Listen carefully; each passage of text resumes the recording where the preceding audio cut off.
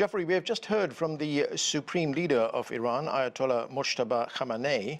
His statement was the first since he was elected by the Assembly of Experts. It was read on Iranian television. He called for unity among Iranians, and he said the martyrs will be avenged.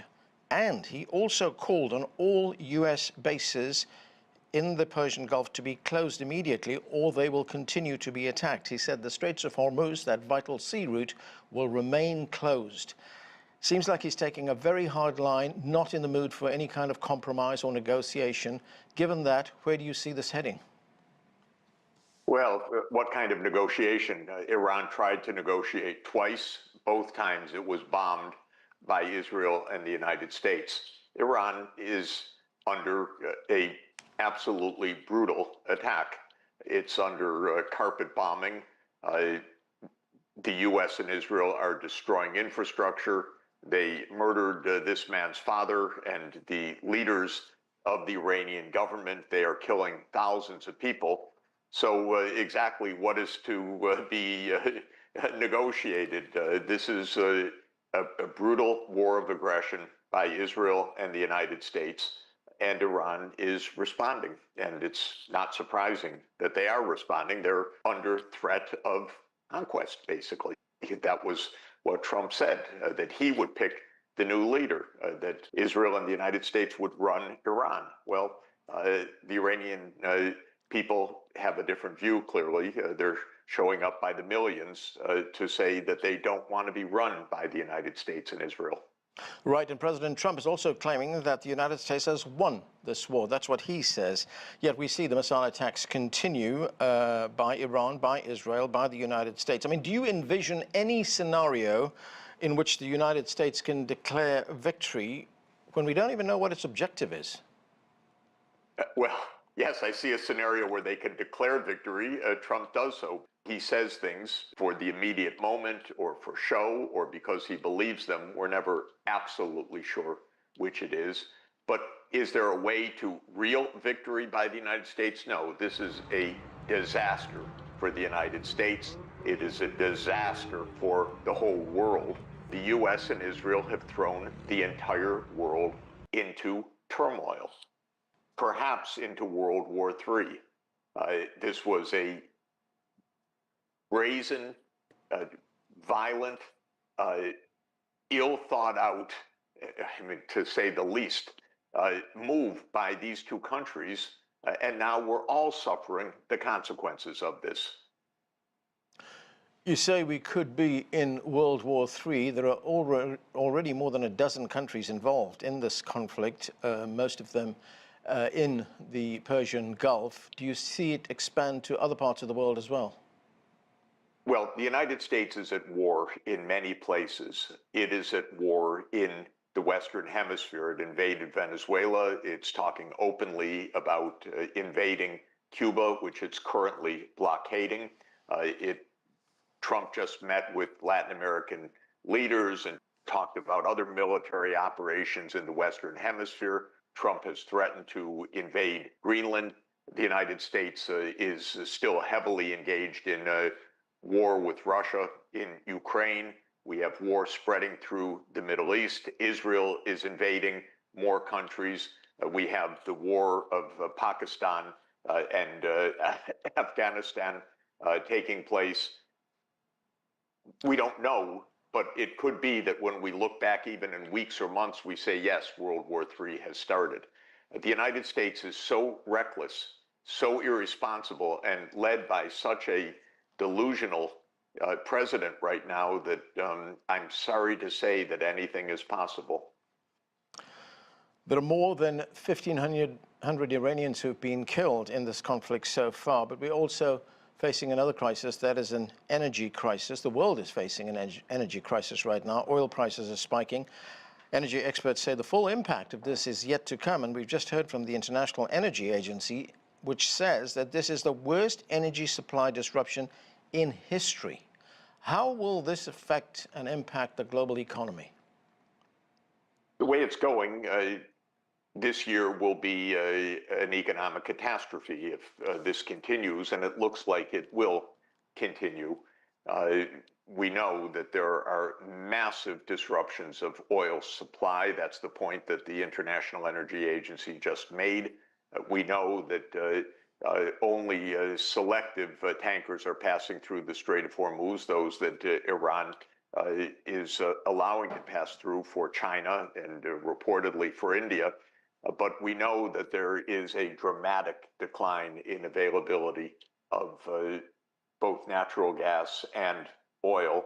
And history has shown, especially in the 1970s, when there were two such oil supply disruptions, that the consequences for the world economy are extremely severe, sharp, and relatively rapid in arriving.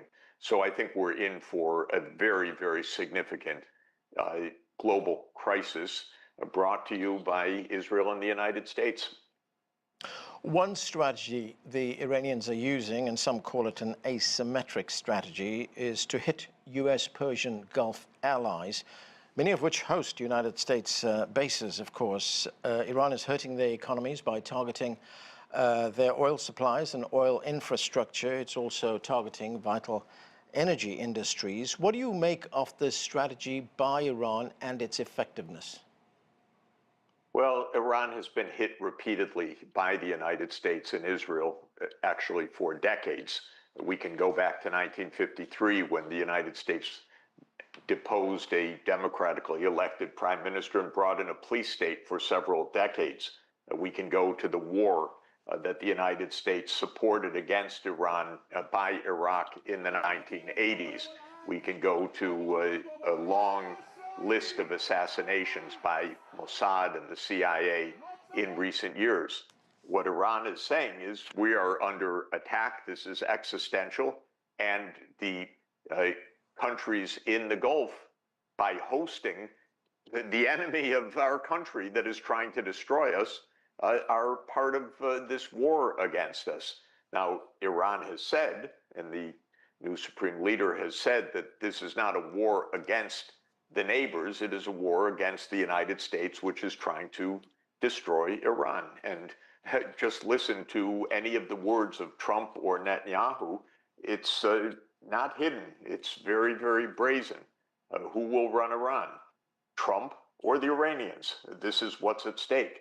So from the Iranian position, this is existential.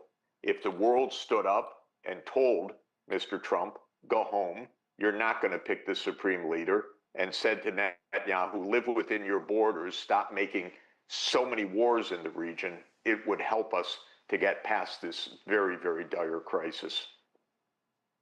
To what extent did both the Prime Minister of Israel, Benjamin Netanyahu, as well as President Trump underestimate the Iranian military, not just its battlefield effectiveness, but also the strategies that it is using? It is taking on two countries, both nuclear-armed countries in this conflict, vastly superior military forces.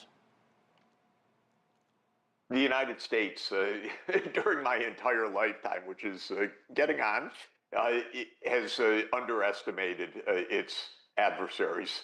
From Vietnam onward, the United States repeatedly has declared victory in days or weeks, only to find that the wars extended years or decades, with the United States crawling back home afterwards, having failed in all of its stated objectives and having squandered trillions of dollars and cost hundreds of thousands of lives. So this is very common. Yes, they completely misjudged Iran. Totally. They said so, that this would be one decapitation strike, that people would come out on the streets against the regime, Trump would pick the new leader. This is the fantasy world of American leaders, especially Trump, who has the most delusional perspective of all. But we've had many presidents that are quite delusional in this regard. They are so drunk with military power that they completely misjudge the rest of the world. As I mentioned, more than 1,500 Iranians have been killed in the conflict so far. That also includes 168 school children who were killed in perhaps the most egregious of those attacks when their school was attacked in the south of the country. Preliminary investigations show that the United States was responsible for killing those children. It was one of its missiles that landed on that school. We look at South Lebanon, where the Israelis have been bombing the Lebanese there. 200 children have been killed there. And I was wondering, to what extent or how great is the risk, the likelihood that we could see Israel do to Tehran and Iran what it has done in Gaza? Yes, Israel has committed a genocide in Gaza because its doctrine is kill its adversaries, kill them in mass numbers, kill the civilians, kill the women, kill the children. This is the Israeli doctrine of war. They don't discriminate between civilians and military targets. They leveled Gaza. They destroyed all its infrastructure. They destroyed all the schools, the clinics, the mosques, the hospitals, the housing, the water, the sanitation. And we don't know the full death toll, but it almost surely is in the hundreds of thousands if you take not only the bodies that have been collected, which come to around 80,000, and those under the rubble, but people who have died of exposure, of lack of safe water, of nutrition, lack of access to health care, and so forth. This is a brutal regime. I'm sorry to say it. It's terrible. It is a rogue, brutal regime. It's doing the same in Lebanon now, and it's doing the same with its carpet bombing of Tehran in Iran. And the world needs to stand up and stop accepting this as something even remotely normal or acceptable. Israel needs to go home and live within its own borders and get its head together again, because it's acting in a completely insane way. It needs to stop this. This is mass murder with U.S. complicity. So this is something that absolutely needs to stop. Jeffrey, as you point out, the world needs to stand up and stop this. But when we look at the number of children, for instance, that have been killed and the fact that it's not receiving wide attention in the media, I mean, is there also a danger that the killing, the murder of children in this way, mass murder, as you point out, is being normalized? It has been normalized because, at least in my country, in the United States, and in much of Europe, and thanks to CGTN for telling the news as it really is, our so-called legacy media or mainstream media do not report the truth. And we are subject to so much propaganda all the time, so much normalization. It's beyond imagining for me. I attended a UN Security Council meeting a week ago, the day, more than a week ago, the day that the bombing started. And what did all the Western countries do? They attacked Iran for being bombed. You know, this is propaganda. This is so-called narrative control. So yes, mass murder has been normalized.